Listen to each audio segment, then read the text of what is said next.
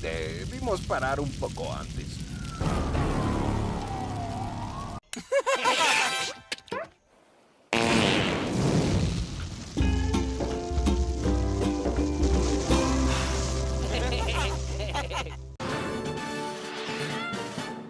Desde ahora voy a ser igual que tú, Johnny X.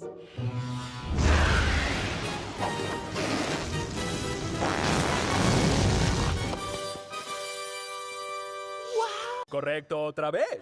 ¿Por qué los perros no ven colores? Pero el Johnny X falso que no habla como yo podría hacer esto. Ese es el real. ¡No! ¡Esperen! ¡Puedo! Digo, yo puedo hacerlo. ¡Miren!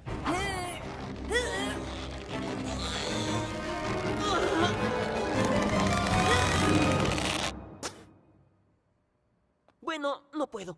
Pero él no da autógrafos.